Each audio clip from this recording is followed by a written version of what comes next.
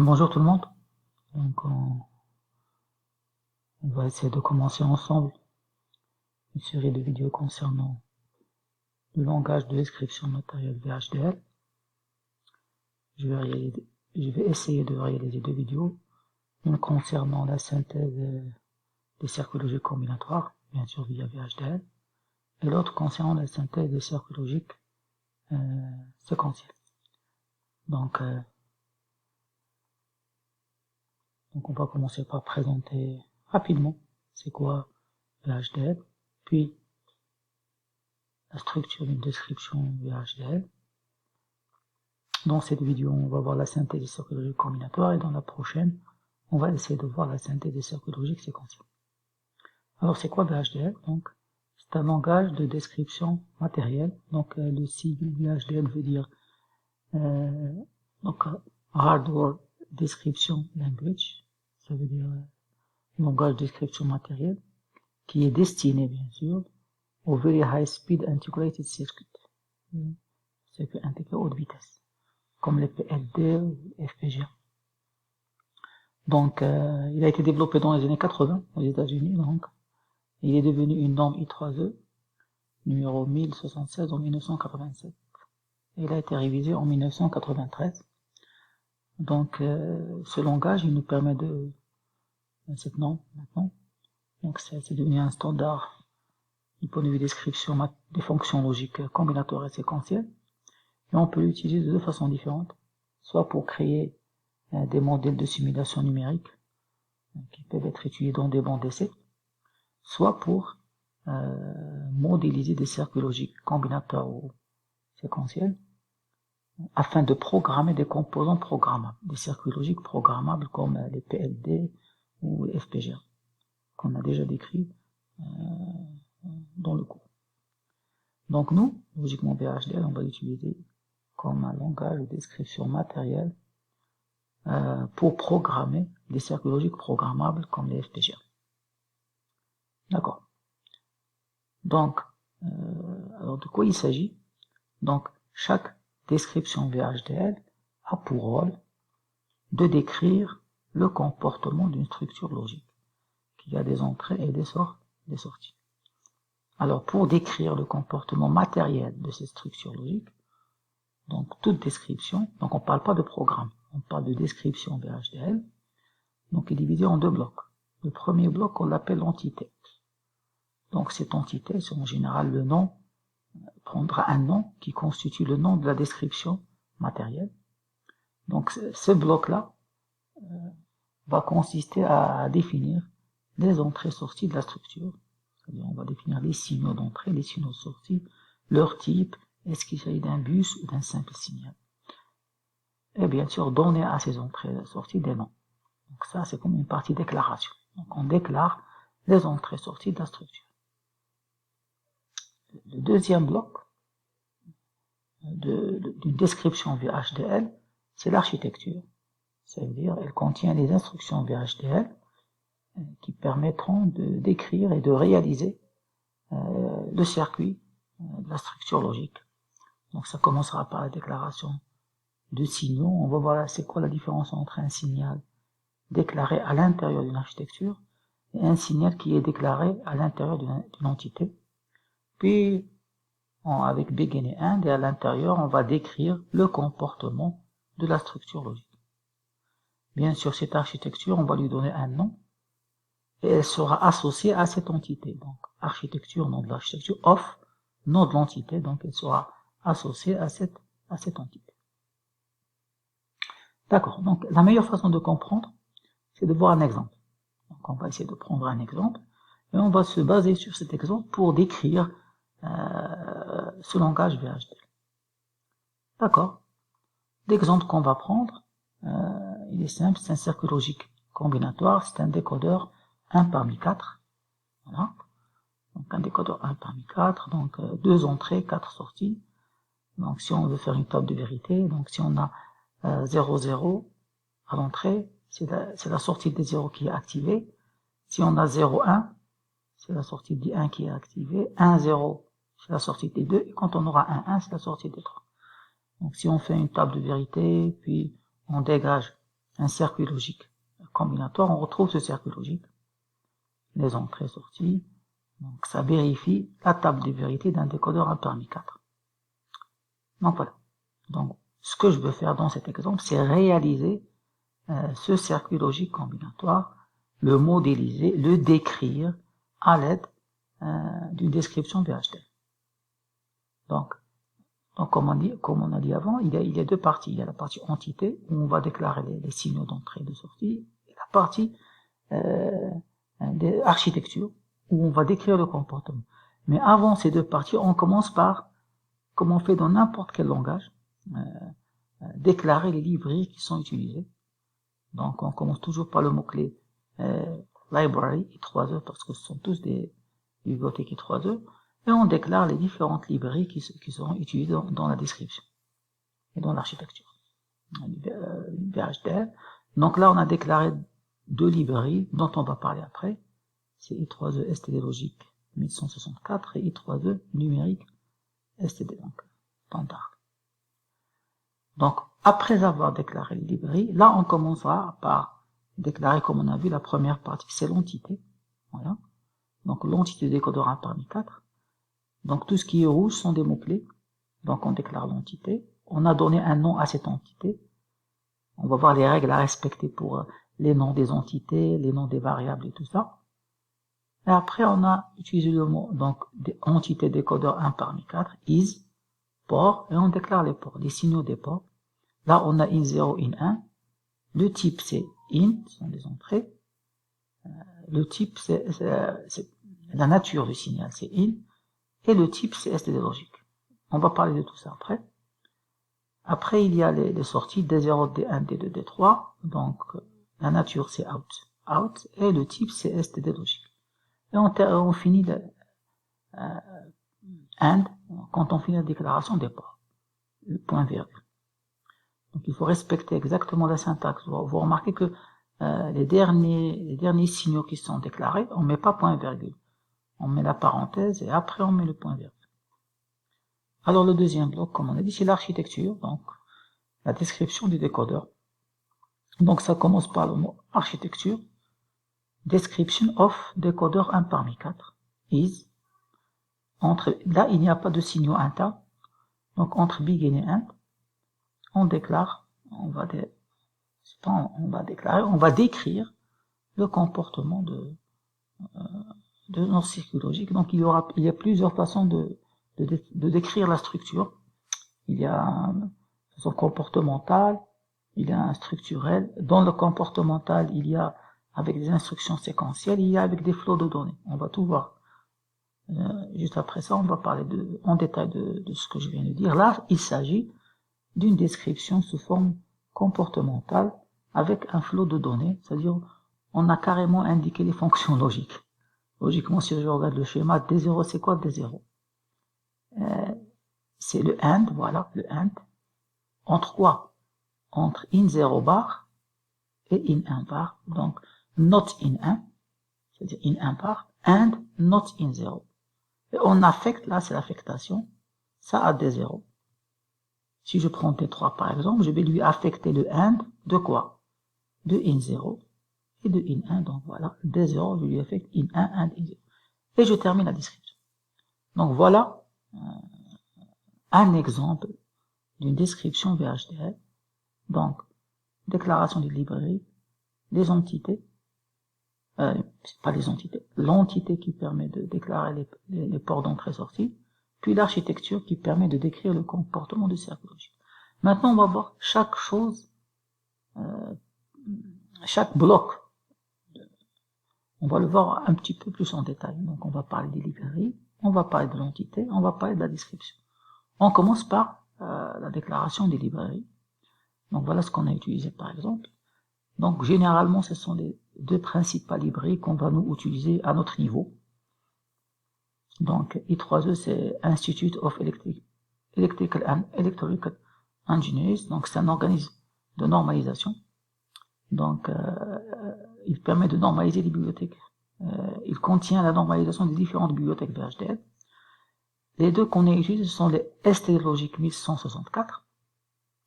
Elle contient les définitions des types de signaux électroniques, comme celui qu'on avait utilisé, le STD logique, on va y revenir. Donc c'est des signaux électroniques, des fonctions et des sous-programmes qui permettent de réaliser des opérations logiques, le AND, le OR et tout ça. Et numérique STD contient la définition des types numériques, pas logiques, et des fonctions et sous-programmes permettant de réaliser des opérations arithmétiques. Et bien sûr, ces bibliothèques sont introduites par le mot-clé use. Donc la directive use permet de sélectionner les bibliothèques à utiliser. Donc généralement dans les TP qu'on va faire, et même dans le cours que vous aurez, je pense, donc on va pas utiliser d'autres bibliothèques que ces deux-là. Donc ça, c'est la partie déclaration de bibliothèque. Après, on va décrire maintenant la partie entité. Donc voilà. Donc on a dit le mot-clé entité, le nom de l'entité, is, le mot-clé port, donc on déclare les signaux, leur nature, le type, et on finit notre entité par int. Donc les noms, maintenant, les noms qu'on donne aux entités, les noms qu'on donne aux variables, aux signaux des entrées-sorties, tout ça. La règle à respecter pour ces noms, c'est qu'ils doivent être constitués uniquement des 26 lettres de l'alphabet non accentuées, les chiffres de 0 à 9, et le caractère -8 souligné. Donc, ce sont les caractères que peut contenir un nom d'entité ou d'architecture, ou de description ou de signal. Donc 26 lettres non accentuées, les chiffres et le caractère -8. Autre règle, c'est que ces noms doivent commencer par une lettre et ne pas se terminer par le caractère souligné. Donc ça, c'est la deuxième règle. Ils doivent commencer par une lettre et ne pas se terminer par le caractère souligné. Maintenant, leur nature. Donc, voilà les 4 types de signaux qu'on peut avoir. In, c'est clair, donc c'est pour un signal en entrée. Out, pour un signal en sortie. In, out, c'est pour un signal en entrée-sortie. Et buffer, c'est-à-dire un mémoire pour un signal en sortie, mais qui peut être utilisé comme entrée dans la description. Donc voilà pour le sens qu'on peut donner à un signal. Donc il y a 4 sens possibles. Maintenant, les types. Donc les types, donc on a utilisé ici le type STD logique. Donc les électroniciens, généralement, ils vont utiliser 2 types de signaux. Soit le type bit, pour un signal binaire qui prend 0 ou 1. Et bit vector pour un bus de 4 signaux, ou 5, ou 6, ou 8, comme si je veux créer un bus de données, ou un bus d'adresse, ou un bus de commande. Donc pour un bus dont les signaux ne peuvent prendre là aussi que 2 valeurs 0 ou 1.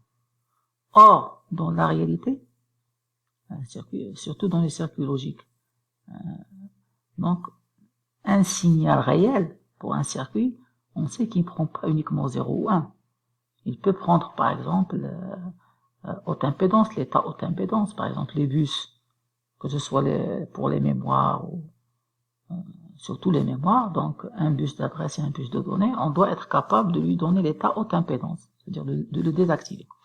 C'est pour ça que on utilise une bibliothèque spécifique, STD logique 1164, pour définir ce type, le type STD logique. Donc ce type-là, donc STD logique, la différence entre lui le type bit, c'est qu'il est matériel. Donc c'est un signal. C'est pas un bit, c'est un signal. Ça veut dire qu'il peut prendre 5 valeurs possibles. 0 ou low pour un niveau bas, ou état résistif type pull down. 1 ou H pour un niveau haut, ou un état résistif type pull up. Donc là, quand on va utiliser les entrées Tor avec pull down ou pull up. Z pour un état haute impédance. X, c'est-à-dire quelconque, et U, état initial par défaut, et permet d'identifier les signaux non affectés en simulation. En général, X et U sont 2 états qui seront généralement utilisés quand on va simuler les circuits. Mais là, le 0, 1 et Z, ce sont les 3 états possibles d'un vrai signal physique, en électronique, en logique, que ce soit logique combinatoire ou logique séquentielle. D'accord. Donc, soit STD logique vector, là aussi, c'est un bus qui sera composé de plusieurs signaux. Et le mot-clé port, bien sûr. Port, ça permet d'identifier les signaux d'entrée-sortie, c'est-à-dire les signaux qui permettent à votre structure logique de communiquer avec l'extérieur. Pour nous, c'est in1, in0, in1, D0, D1, D2, D3. Après, vous allez voir qu'il y a une certaine différence entre un signal interne et un signal externe. Donc, tous les signaux externes qui permettent à votre architecture, à votre description matérielle de communiquer avec l'extérieur, on les déclare à l'intérieur de la structure port, par le mot-clé port, à l'intérieur de la structure entité. D'accord. Maintenant, on va attaquer la partie description de l'architecture. Donc l'architecture qu'on a vue. Donc, ce qu'on va voir, c'est qu'il y a plusieurs opérateurs qu'on peut utiliser, que ce soit des opérateurs logiques ou des opérateurs relationnels. Ce sont des opérateurs typiques qu'on a l'habitude d'utiliser en langage de programmation C, par exemple. Donc, le et, l'opérateur et, c'est le AND. Le non et, c'est le NAND. Le OR, le NOR, le XOR. Le non ou exclusif, le XNOR. Le NOT. SSL, Shift, Left. Shift Right, décalage à droite, décalage à gauche. Roll Left, c'est de rotation à gauche et rotation à droite. C'est-à-dire, ce sont les opérateurs logiques généralement utilisés. Alors maintenant, pour la description. Donc, il y a logiquement deux types de décrire une structure logique. Combinatoire, bien sûr. Deux façons de la décrire. Soit d'une façon comportementale, comme l'exemple de notre décodeur, soit d'une façon, la deuxième façon de décrire, c'est structurel. On va commencer par la description comportementale. Donc, on va décrire le comportement de la structure directement à l'aide soit d'instructions séquentielles, soit d'un flot de données, c'est-à-dire les équations logiques, AND, OR et tout ça. Voilà un exemple. J'ai un comparateur. Soit je le déclare avec les instructions séquentielles, donc on vient ici, architecture, logique, of comparateur is, et on va affecter, c'est une instruction qu'on va décrire. C'est une instruction conditionnelle, une affectation conditionnelle. Donc on va affecter à C, la sortie C, on va lui affecter 1, when A égale à B, else, on va lui affecter 0. Donc on a décrit le comportement du comparateur à l'aide d'une instruction séquentielle. Et comme j'ai dit, après, on va décrire quels sont les types d'instructions séquentielles qu'on peut utiliser.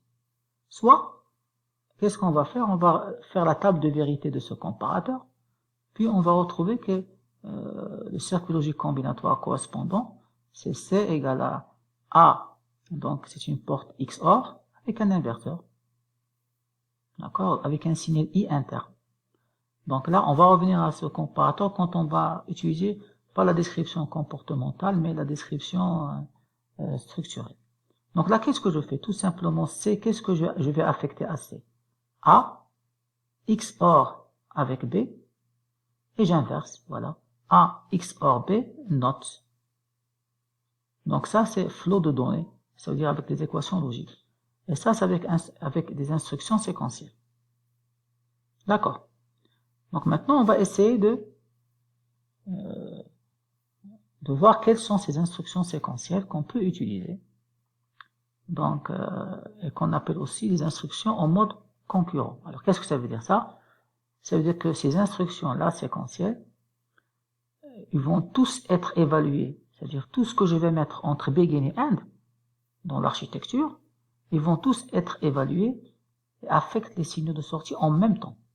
C'est-à-dire l'ordre dans lequel elles sont écrites n'a aucune importance. Ça veut dire commencer par affecter D0, commencer par affecter D1 ou D2. Donc ça ne changera rien, c'est le mode concurrent. C'est-à-dire ils seront évalués et exécutés en même temps. Donc la première instruction dans ce mode, c'est l'affectation. On l'a déjà découvert, on ne fait pas égal ici. Dans VHDL, il n'y a pas égal, en logique combinatoire. Donc on met l'affectation, ça ressemble à une flèche. C'est-à-dire inférieur avec égal. Donc là, on va affecter à S1 la valeur de E2 and E1. Donc, bien sûr, pour les signaux composés de plusieurs bits, on peut leur affecter des valeurs, mais entre guillemets. Voilà, si on veut travailler avec en binaire, par exemple, ça c'est un bus. C'est-à-dire c'est un vecteur. Soit std logique vector, soit bit vector. Donc 4 bits. Donc on va lui affecter les 4. 1, 0, 0, 1, mais entre guillemets. Par exemple, si je veux lui donner la valeur hexadécimale de ça, je mets entre guillemets 9 et je mets le préfixe x, qui indique que ce 9-là est en hexadécimal, ou un 1 pour indiquer qu'il est en octal. Sachant que nous, rarement on va utiliser l'octal. Presque jamais. Donc soit une description binaire, une écriture binaire, soit une écriture hexadécimale. Surtout si j'ai 16 bits ou 32 bits, il vaut mieux les écrire en hexadécimal, ça prend moins d'espace. Donc voilà, donc les signaux composés de plusieurs bits, c'est-à-dire les bus, on peut leur affecter des valeurs en binaire, mais avec des guillemets. Donc ça, c'est l'affectation. Le deuxième type d'instruction, c'est l'affectation cette fois conditionnelle. On en a vu un exemple. Donc, par exemple, je vais affecter à un signal une expression. Ici, when, quand une condition est vérifiée. Quand la condition est vérifiée. D'accord? Sinon, une autre expression quand une autre condition est vérifiée. Sinon, une troisième expression.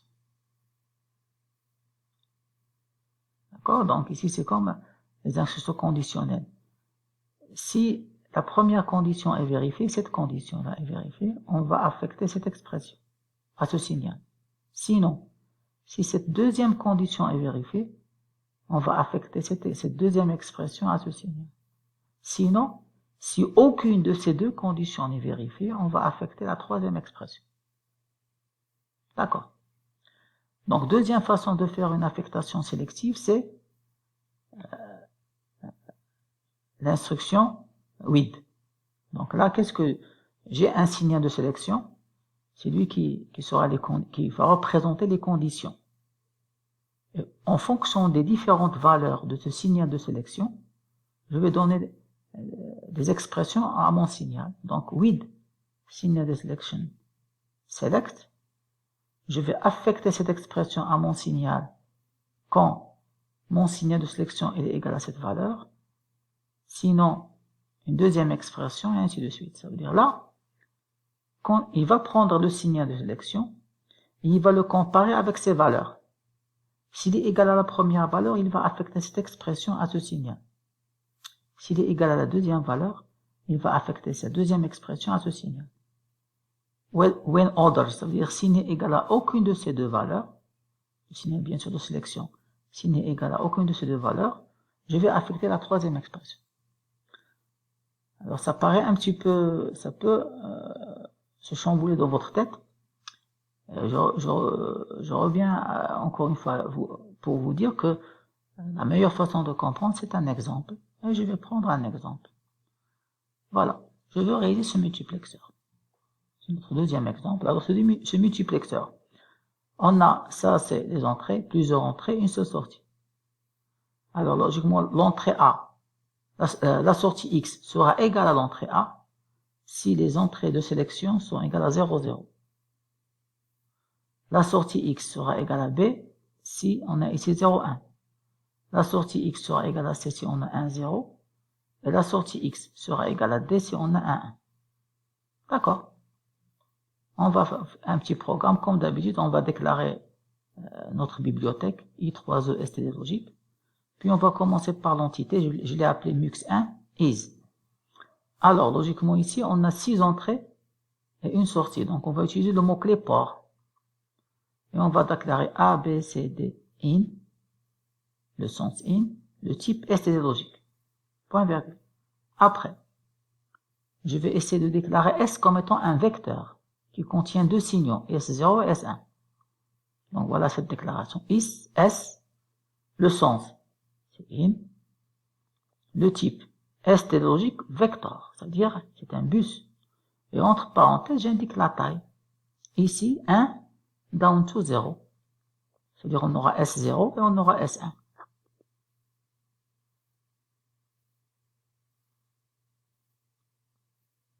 et il reste la sortie X, donc out, le sens, c'est le type, c'est logique.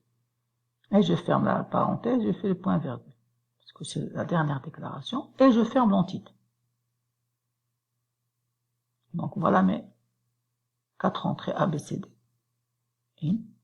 Voilà mon vecteur, mon bus S, in, un bus de taille 2, et ma sortie X, le type STD logique.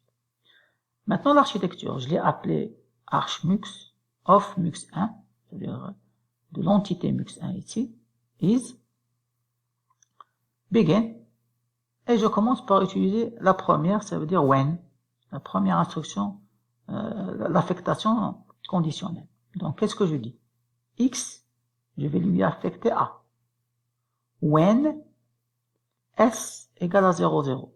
Je peux faire ça parce que S c'est un bus de taille 2. Donc when S égale à 0, 0. Sinon, remarquez, je ne réécris pas l'affectation. J'écris uniquement l'expression. Sinon, j'affecte B when S égale à 0, 1. Sinon, j'affecte C when S égale à 1, 0. Sinon, si c'est pas 0, 0, si c'est pas 0, 1, si c'est pas 1, 1, je vais affecter D et je vais sortir. Je vais finir l'instruction de sélection, l'affectation sélective. And de l'architecture archmux. Maintenant, je vais faire la même chose, mais avec select. Donc la partie déclaration ne va pas changer. Mais l'architecture, je vais utiliser une deuxième instruction, c'est with. Ici, mon signe de sélection, c'est le bus. C'est S. C'est lui qui va me permettre de sélectionner les différentes valeurs que je vais donner à X. Donc, with S, select, et j'indique ce que je vais faire. Je vais affecter A à X when 0, 0, B when 0, 1, C when 1, 1, D when others. Alors, regardez ici. Je mets des virgules jusqu'à ce que je finis les différents cas. Donc, si S est là, qu'est-ce que je mets? Je mets les différentes valeurs que peut prendre S. Donc, c'est une autre façon d'écrire le when, tout simplement. Donc, A when 0, 0, B when 0, 1, C when 1, 0, D when others. Et je finis l'architecture. Voilà pour les exemples des instructions d'affectation conditionnelle. Donc, si on veut résumer, donc la description comportementale d'un circuit logique combinatoire consiste à décrire le circuit soit par des instructions séquentielles. Donc, on a vu les différentes instructions séquentielles en mode concurrent. On a vu l'affectation normale, l'affectation conditionnelle avec when et avec select. Et la deuxième façon de faire, c'est avec des flots de données. C'est-à-dire, on peut décrire le même circuit combinatoire, mais cette fois, en utilisant des équations logiques. C'est-à-dire, je recherche le circuit logique combinatoire qui représente l'architecture que je veux décrire. Voilà. Une fois le circuit logique retrouvé, je le décris tout simplement avec les portes logiques qu'il contient. Maintenant, la deuxième façon de décrire les circuits logiques combinatoires, c'est la méthode structurelle. Donc, pour la méthode structurelle, donc ça consiste à faire un assemblage de modules et je décris d'abord les modules que je vais utiliser, les circuits élémentaires que je vais utiliser.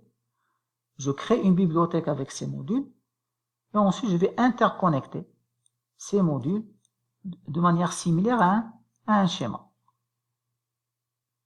Il y a alors de nouveaux termes qu'on peut utiliser et qu'on va utiliser. Ces termes sont, premièrement, on va déclarer ces modules, c'est-à-dire on va les appeler des components. C'est des composants qui seront utilisés dans l'architecture. On va commencer par les déclarer de manière comportementale, comme on a vu avant, soit avec des instructions séquentielles, soit avec un flot de données, des équations logiques. Après, on va déclarer la liste des signaux internes nécessaires pour câbler les composants entre eux. Puis, on va faire le mappage, c'est-à-dire c'est comme on va tracer le schéma, c'est-à-dire on va interconnecter les components entre eux. Alors l'exemple qu'on va voir, comme d'habitude, un exemple pour bien comprendre. C'est le comparateur, notre comparateur. Donc on a vu que notre comparateur, il utilise, pour le réaliser, on a besoin d'une porte XOR et d'une porte inverseuse. Donc voilà, donc je vais commencer la première étape, component, c'est-à-dire je vais déclarer la description comportementale de ces deux composants. Donc comment on va faire? Tout simplement, voilà notre circuit, on va déclarer tout simplement une description comportementale du premier opérateur, XOR. Library, use, comme d'habitude, l'entité, donc cette porte-là, donc elle a deux entrées XY, du type STD logique et une sortie O, du type, bien sûr, out STD logique, puis AND, l'entité, je commence mon architecture, opérateur of XOR et O, je vais affecter à la sortie O ici, cette sortie O, je vais lui affecter X, XOR Y. Et voilà, j'ai déclaré mon premier composant. Juste après ça, je déclare le deuxième composant, c'est-à-dire la porte inverseuse. L'exemple est facile, mais il est applicable à d'autres montages qui contiennent plusieurs composants qui peuvent être plus complexes. Donc, bon, dans mon cas, c'est l'inverseur, la même chose. L'entité, là, il y a une seule entrée, c'est A, une seule sortie, c'est E, que j'ai appelé E. Dans l'architecture, je vais affecter à E, not A. Après, je commence ma description principale en mode structurel. Alors, comment je vais faire? Je commence par déclarer, bien sûr, l'entité correspondant à ce comparateur. Voilà. Donc, use la librairie, entité comparateur 1, is. Donc, on a deux entrées ici, je les ai appelées in0, in1. Donc, le A, c'est in0, le B, c'est in1. Et on a une sortie C que j'ai appelée ici output 0. Je finis l'entité et je commence l'architecture. Composant of. L'entité comp1, voilà, l'entité comp1 qui est là, is. Alors avant, qu'est-ce qu'on faisait? On faisait begin et tout ça. Non, maintenant, on doit déclarer les composants qui seront utilisés dans la description. Et qui ont déjà été déclarés. Donc, component, le nom du composant, et j'indique, c'est comme une en-tête, une déclaration. Ce composant, il contient deux entrées XY et une sortie à O. Donc, le nom du composant, le mot-clé port et les entrées-sorties du composant. And component. Deuxième composant, le nom du composant, le mot-clé port, il contient, ce composant inverseur, il contient une entrée A et une sortie E. C'est ce qu'on avait déclaré ici. Voilà, le nom du composant c'est XOR, et port, XY comme entrée, O comme sortie. Le nom du composant inverseur, A comme entrée, E comme sortie. C'est ce qu'on a déclaré ici. Mais on déclare uniquement l'entête du composant. Après, je déclare les signaux internes. Et c'est là, vous vous rappelez, la différence entre un signal que je déclare avec le mot-clé signal et un autre que je déclare avec le mot-clé port, comme ça. Tout ce que je déclare avec port, ce sont des signaux d'entrée-sortie externe. Par exemple, là, c'est mon in0, c'est ça. Mon in1, c'est ça. Ce sont des entrées externes. Et le C, c'est out0.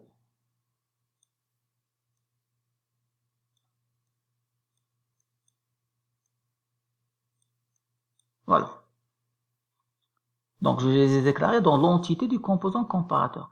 Mais ce signal I, c'est un signal interne qui permettra de connecter mes deux composants que j'ai déclarés, mes deux components, le XOR et l'inverseur. Je les déclare ici, à l'intérieur de l'architecture. Voilà. Voilà mon architecture. À l'intérieur de l'architecture, je l'ai déclaré. Je l'ai nommé I et regardez, j'ai pas indiqué le sens. Les signaux internes, on n'indique pas le sens, uniquement le type. C'est-à-dire ils peuvent être des entrées ou des sorties. Ce qui est le cas. In, ça sera une sortie pour la XOR, et ce sera une entrée pour la porte inverseuse. Je viens, begin, et je déclare des instances. Une instance, c'est-à-dire je vais déclarer des copies de mon composant. Par exemple, si j'ai deux XOR, je vais déclarer XOR 1, XOR 2. Si j'ai 3 portes inverseuses, note 1, note 2, note 3. Là, j'ai deux portes logiques. Une que j'ai, celle-là, cette porte, je l'ai appelée XOR 1. Le nom que j'ai donné à cette entité. C'est pas entité, je m'excuse, je vais écrire ça. XOR 1, à cette instance. Instance, une copie. Et là, cette instance de la porte inverseuse, je l'ai nommée note 1. D'accord. Note 1. Alors, je viens, XOR, ici, j'écris le nom de la copie, deux points, et j'indique le type. De quel type de composant il s'agit. Moi, j'ai deux composants que je déclarais, XOR et inv. Cette instance, elle est du type XOR. Et le mot-clé PORMAP. Alors, quel est le rôle de ce mot-clé PORMAP? Ça veut dire, le composant que j'ai déclaré, moi, XOR, il a comme entrée X et Y. Il a comme sortie O. Alors, les X et Y de la porte logique, c'est comme si ça, c'est le X et ça, c'est le Y. Qu'est-ce qu'il représente pour mon architecture globale? X, ça représente in 0. Y, ça va représenter in 1. Et qu'est-ce qui va représenter la sortie O de mon composant? C'est le signal interne I. C'est ça le mappage. C'est-à-dire, je vais mapper la vraie entrée in 0, je vais la mapper avec l'entrée X de mon component. In 1, je vais la mapper avec Y, et I, je vais la mapper avec O, en respectant l'ordre. X, Y, O. Donc, X, voilà, qu'est-ce que j'ai mis? In 0, in 1, puis I. C'est-à-dire, in 0, ça sera l'entrée X, ça représentera X. In 1, ça représentera Y, et le I, ça représentera O. Et voilà. Après, j'ai fait la même chose pour la deuxième instance, pour le deuxième instance, note 1, c'est-à-dire la copie de la porte inverseuse. Donc, note 1, j'indique le composant, c'est inverseuse, PORMAP, et la même chose. Qu'est-ce que j'ai déclaré ici dans le component? A et E. C'est-à-dire pour cette porte logique, A c'est l'entrée, et E c'est la sortie. C'est-à-dire le A sera mappé avec le I. Et le E sera mappé avec output 0. C'est ce que j'ai mis. Donc I, ça représentera l'entrée A. Et output 0, ça représentera la sortie E. Et le fait d'utiliser I ici comme la sortie de la XOR et utiliser I comme l'entrée de l'inverseuse, c'est comme si je les ai reliés. Je les ai reliés avec cette description structurelle. Et je peux faire la même chose. Donc là, c'est pas justifié, parce que ce comparateur, on a pu le réaliser avec une description comportementale facilement. Mais là, c'est uniquement pour vous montrer le principe. Donc, c'est-à-dire le principe, on commence d'abord par déclarer les composants qu'on a à l'intérieur. Voilà. Chacun part. C'est ce qu'on a fait. On a déclaré le premier composant avec sa propre architecture, puis le deuxième composant avec sa propre architecture. Chaque composant aura ses propres entrées, sorties. Et après, on a commencé la description du composant de base. Dans cette description, on déclare l'entité du composant de base, puis à l'intérieur de l'architecture, on déclare les composants qu'on va utiliser. Bien sûr, le code a déjà été écrit, on indique uniquement l'entête. Les signaux internes qui permettent de relier ces composants. Ici, il y a un seul signal interne qui va relier ces composants. Le I, ça sera la sortie de cette porte XOR, et ça sera l'entrée de cette porte inverseuse. Et après, on fait le mappage. C'est quoi le mappage? On va indiquer à chaque porte où seront leurs entrées et leur sortie. Par exemple, ici pour la porte E exclusive, sans X, ça sera le in 0. Sans Y, ça sera le in 1. Sans O, ça sera le I. Pour l'inverseuse, porte inverseuse, sans A, ça sera le I. Et sans E, ça sera le output 0. Donc voilà pour la logique combinatoire. Donc c'était une vidéo qui permet de décrire rapidement, parce que l'idée c'est essayer de consolider un peu ce que vous avez vu dans la science du cours pour nous préparer au TP. Dans la prochaine vidéo, on va attaquer la partie logique séquentielle.